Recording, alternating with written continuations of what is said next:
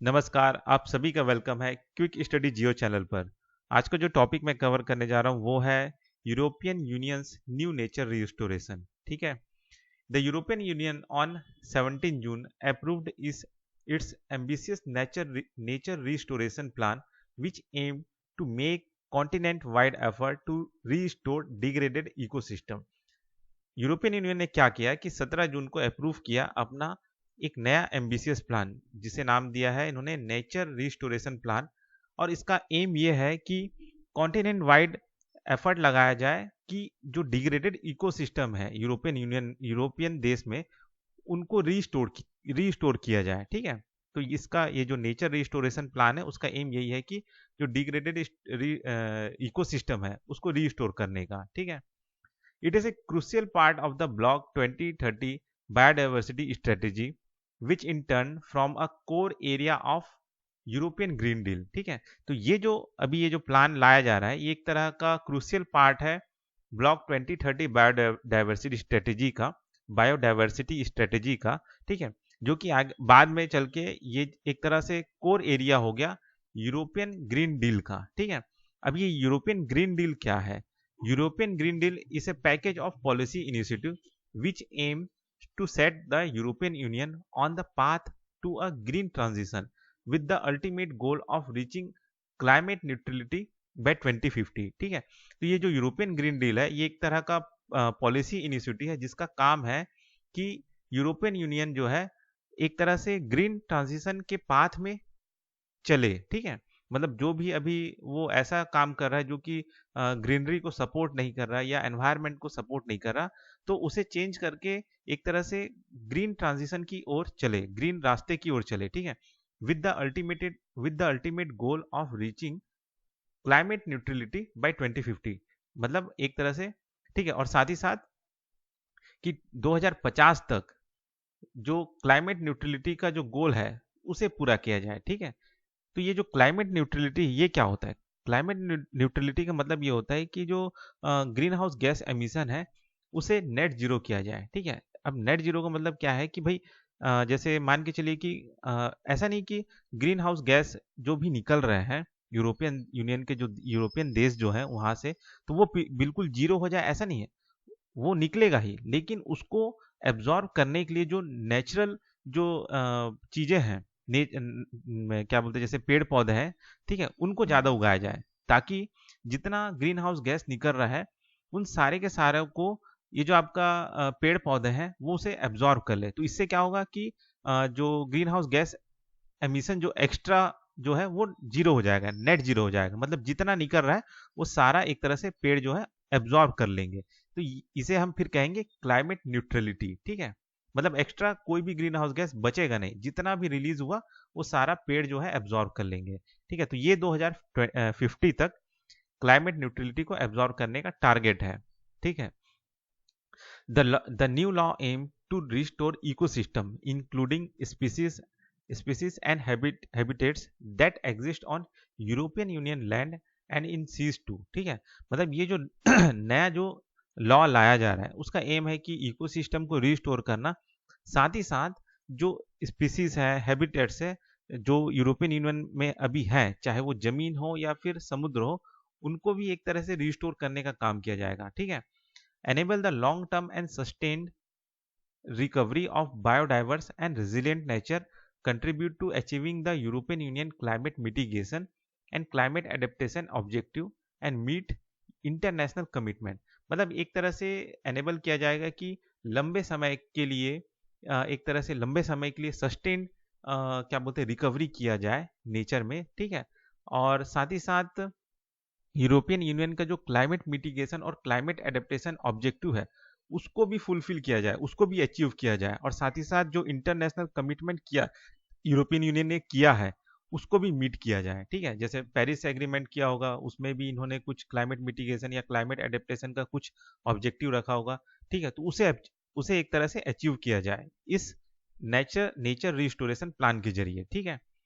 According to the European Commission, 81% of habitats in the European Union currently have a poor status, and one of 1 in 3 bee and butterfly species are in decline. ठीक है, तो ये कह रहा है कि European commission के according ये कहा जा रहा है कि यूरोपियन यूनियन में 81% जो हैबिटेट्स हैं वो अभी पुअर स्टेटस में है। ठीक है, और देखा गया है कि जैसे बटरफ्लाई जो है, तो 3 में से 1 बटरफ्लाई और जो 20 हैं वो अभी डिक्लाइन हो रहे हैं। ठीक है, समझ रहे हैं? मतलब जैसे मधुमक्खियां और जो बटरफ्लाई के जो स्पीसीज है, तो 3 में से 1 जो है वो अभी डिक्लाइन के स्टेज में है। ठीक,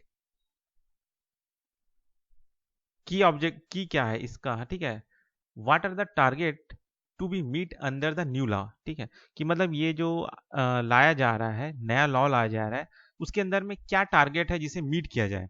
तो द प्राइमरी टारगेट ये है, the primary target of new legislation is long term recovery of ecosystem. ठीक है, तो पहला प्राइमरी टारगेट ये है कि लंबे समय के लिए लॉन्ग टर्म रिकवरी किया जाए इकोसिस्टम का।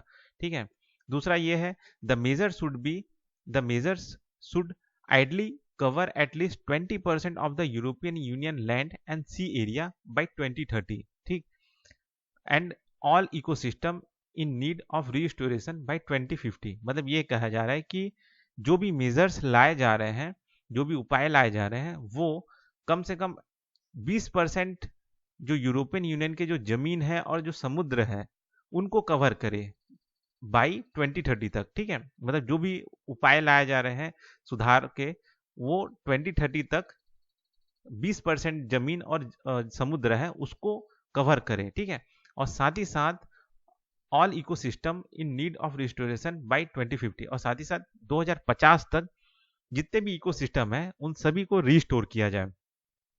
Priority should be given to area under nature 2000, a network of 27,000 natural sites protected by European Union legislation. मतलब यहाँ पे ये कहा जा रहा है कि प्राथमिकता उनको पहले दिया जाए जो कि मतलब उन एरिया को दिया जाए जो कि नेचर 2000 के अंदर में कवर है। ठीक है, और ये नेचर 2000 क्या है? अ नेटवर्क ऑफ 27,000 नेचुरल साइट्स। ठीक है, 27,000 जो नेचुरल साइट्स है जो कि इस नेचर 2000 के अंदर में एरिया के अंडर में आते हैं।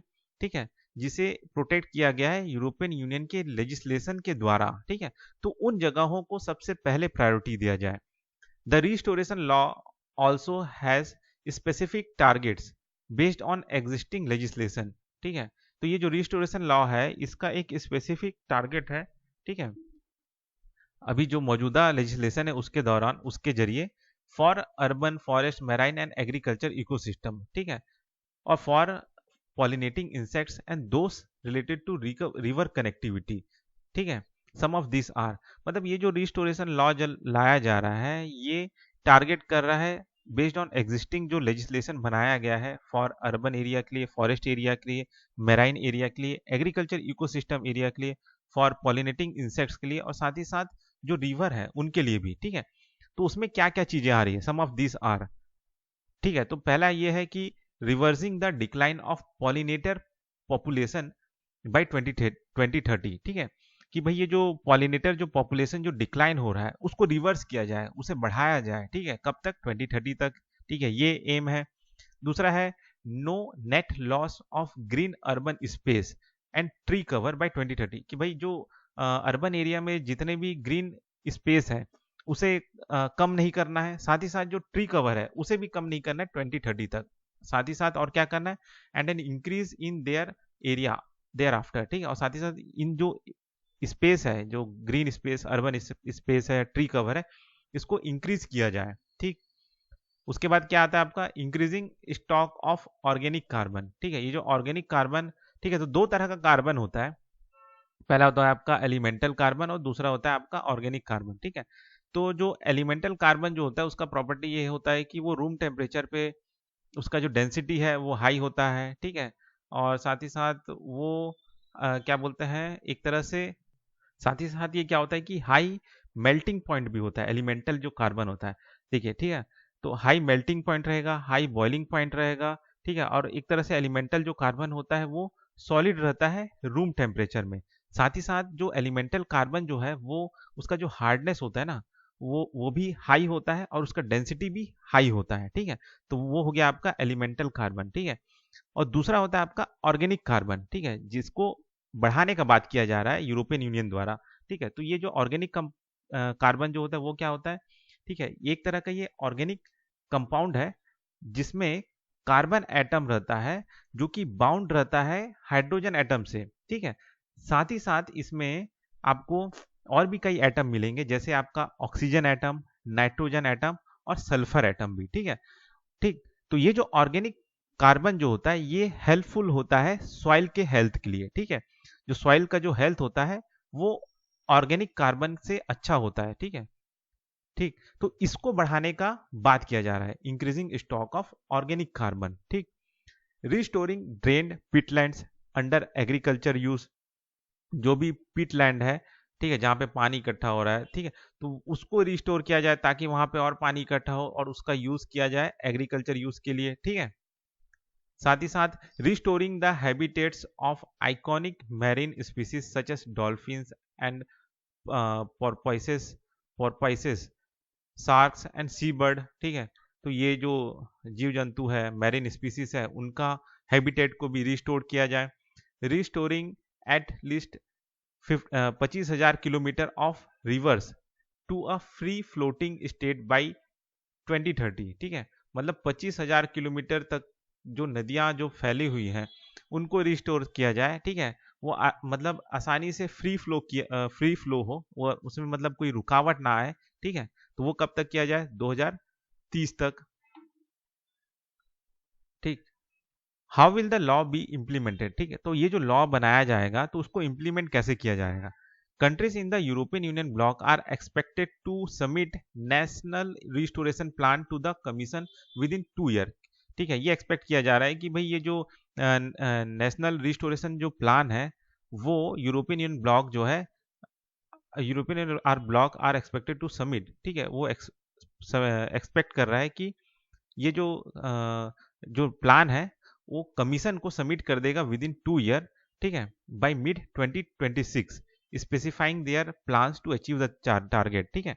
मतलब ये जो प्लान है इसका क्या प्लान रहेगा, उसका क्या टारगेट है, ये लगभग लगभग मिड 2026 तक सबमिट कर दिया जाएगा, ठीक है। Monitoring and reporting progress on this target will be under the preview of the countries themselves, ठीक है।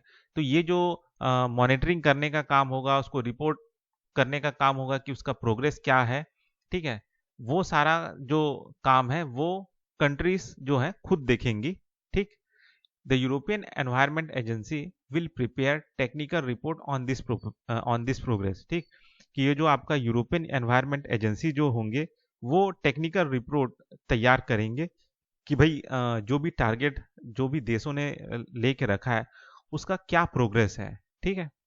तो वो कौन देखेगा, यूरोपियन एनवायरमेंट एजेंसी देखेगी, ठीक है। तो बस इस टॉपिक में इतना ही, फिर मिलते हैं नेक्स्ट वीडियो में।